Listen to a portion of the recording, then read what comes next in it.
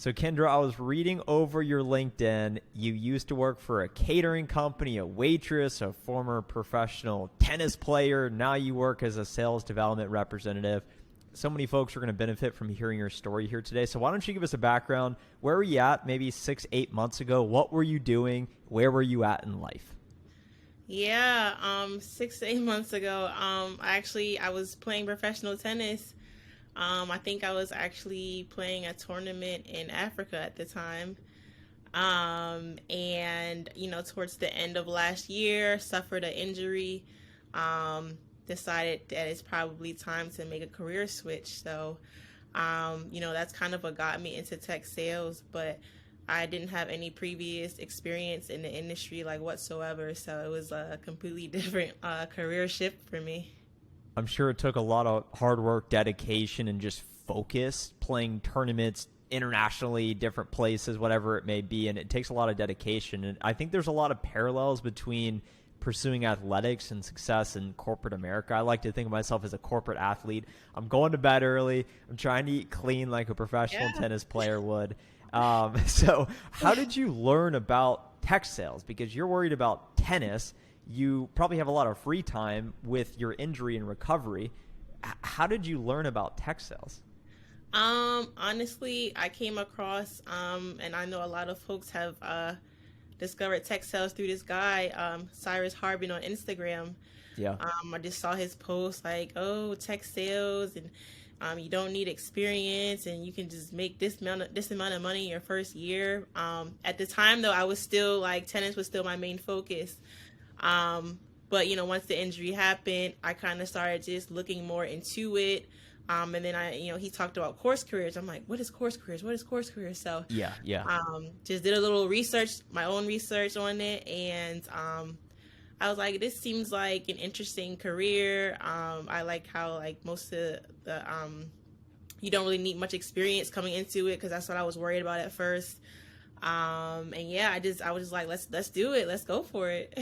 Yeah. No, you strike me as a very all-in type person. So if you commit to it, you're just going to give it your full self. And when you figured out, well, hey, maybe I can make equal, if not better, maybe a little less money in tech sales. I'd be curious to hear what it looks like amateur coming up the ranks in tennis, or not amateur, but doing it for real. I'm curious how the money compares. But so you learned that, hey, I could get in tech sales with my drive, with my ability to communicate.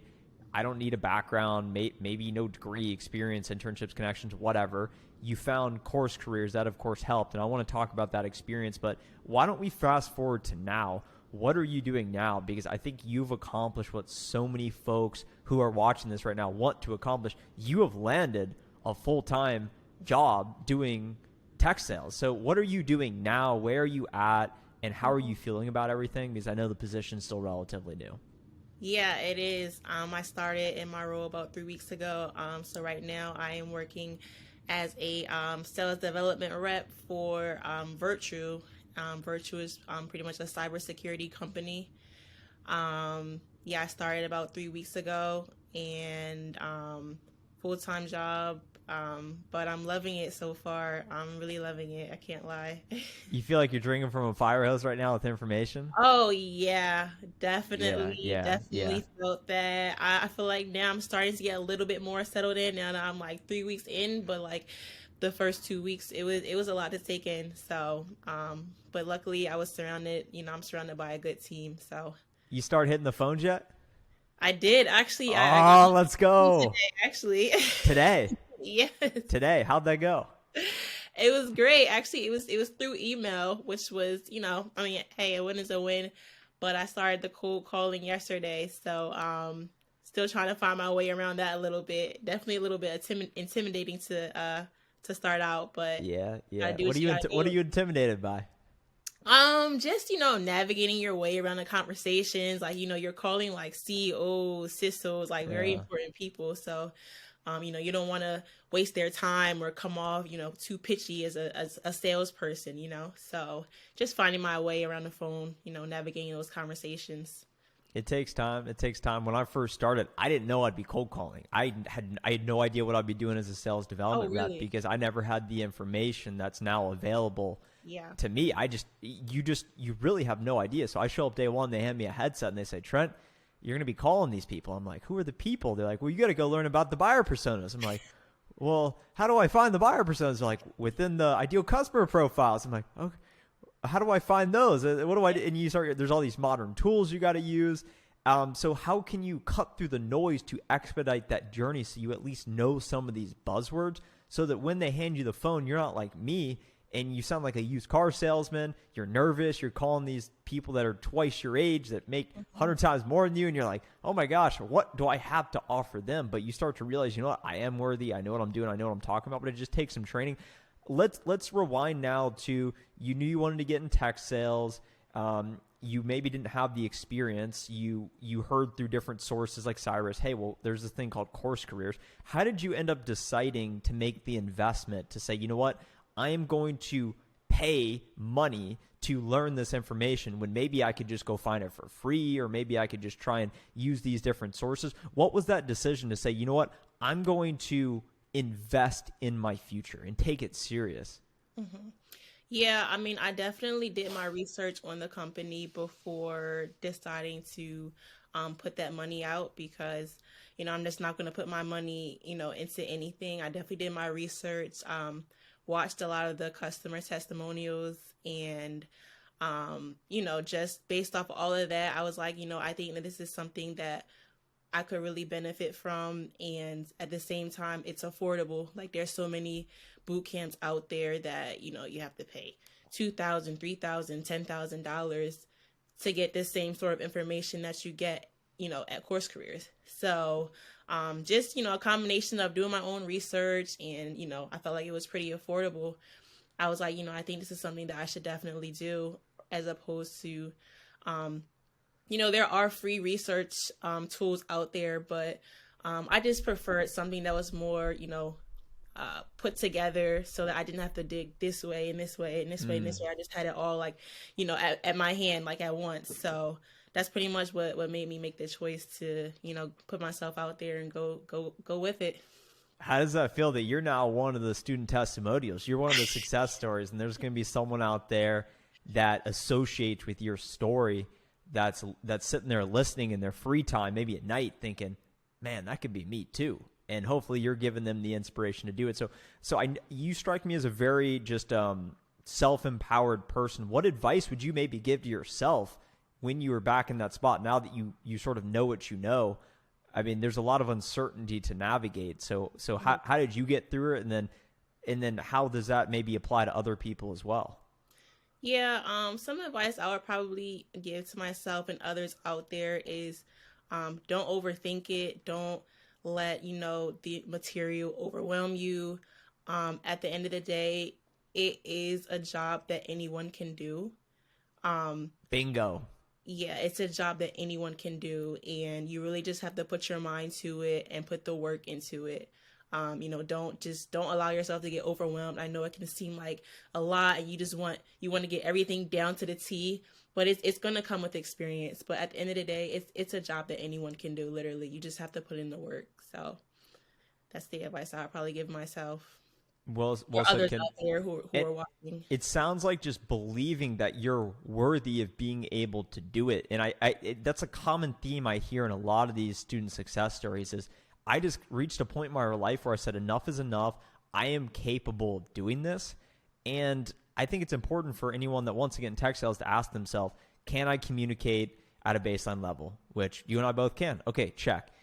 Am I okay with a little bit of pressure? Because if you don't risk something, you can't reward something. So with sales, of course, you got your quota. You're going to face a little bit of rejection, but you can then start to make a lot more money than other careers because you control your destiny. As you think about that information that you were talking about, how navigating it, learning it can seem overwhelming, you want to really make sure you understand everything. You went into CourseCareers really not knowing what tech sales was besides what you had come across online, to your point. How did the information prepare you to land the job? Yeah, I definitely think it prepared me a lot because I came into it knowing what would be expected of me. Like, for example, when you were saying, oh, you came into it, you didn't even know what a BP was or, ICP. Well, I think coming into it knowing, you don't know everything, obviously, because you don't have experience, but you know the basis, you know the framework for it. And that definitely helps prepare you for the job itself, because there's like so many more things that you're going to learn and be trained in. So it definitely helps to at least have a baseline and something to work off of.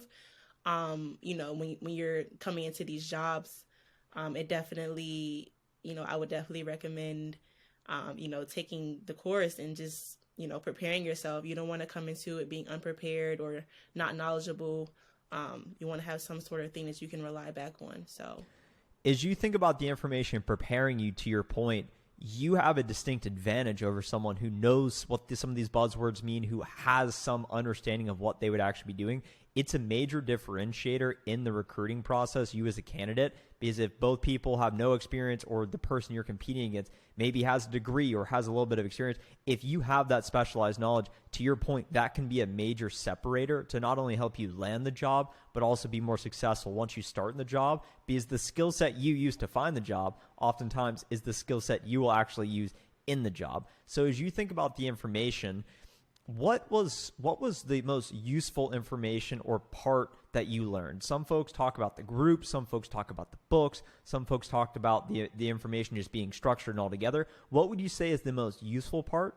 And then I want to ask you about the part that we can improve upon to make it a better experience for others that have gone through it. But I want to start with the positive. the positive, yeah, of course. I think for me, I definitely got a lot out of the course. Probably a couple of the most important components. I did enjoy the books. I will say that I did enjoy the books.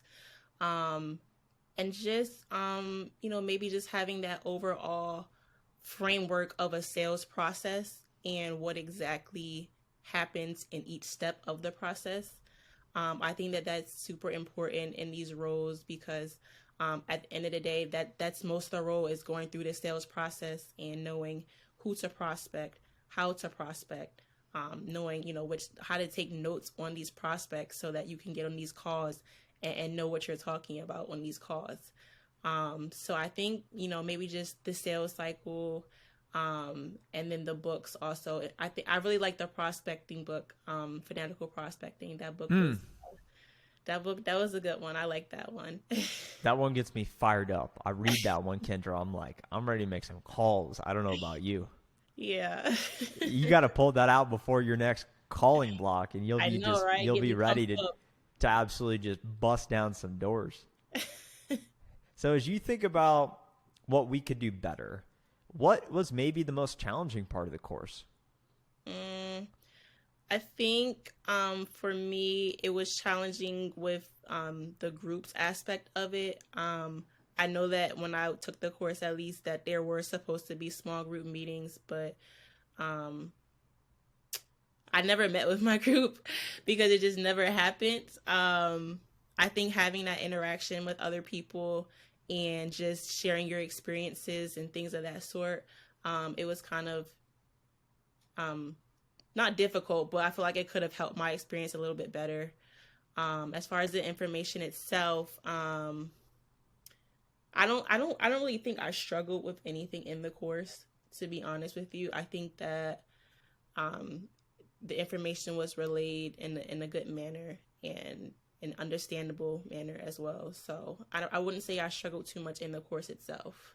So it sounds like we could have done a better job fostering collaboration and putting folks in that environment to really communicate and work with one another, opposed to it maybe being a little bit more unstructured and folks having to push it internally.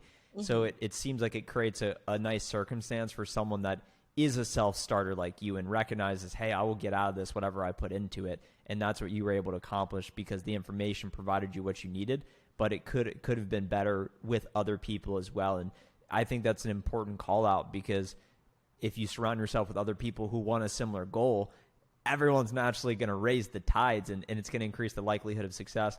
What I want to end on here is, now that you're in the tech sales career, what are you most looking forward to about that path in your future? Because previously you were probably considering, well, hey, I'm traveling to Africa, I'm doing all these tennis tournaments. injury, now isn't necessarily more of recreational enjoyment now opposed to competing professionally. Now you're in this new path. You've committed to it. You're there. What are you most excited about the road ahead? Honestly, I feel like the opportunities are so endless. I feel like there's so many opportunities to move up in the ladder. And someone like me, I'm extremely ambitious, so I'm always looking to elevate and move to the next level. And the thing I love about tech sales, especially, is there's so much room for growth. There's so many different positions that you can get to within a short period of time, like shorter than probably most other careers, honestly. So I'm definitely looking forward to just the endless opportunities. I'm looking forward to seeing like where I can go with this. Like I feel like the sky is the limit. So I don't have a limit at all. Like I'm trying to get to the top, tippy top. Let's go. Yeah, that's what I love about this career, honestly. Well, you have me inspired, Kendra. I want to be at the top as well, so I'll see you there on the top floor, whatever that looks like. And I think it's important to talk about success and say, you know what, I do want to go make it. We're going to go do it. And I think the more people we can hear saying that message, it resonates with me. And I'm sure everyone watching this, it resonates with them, because if you get to this point, you clearly are serious about your success and want to improve your future. So Kendra, to everyone out there listening, if they are interested in taking the free introductory course, you can click the first link in the description. You're going to be a success story on the page, so I'm really glad we could do this. And it's hopefully a cool experience for you thinking back, because you watched so many of these, and now you're going to be one of those, and hopefully serve as inspiration to someone else. So thank you so much for being here today and sharing your story, and I'll see you at the top. Thanks so much, Trent.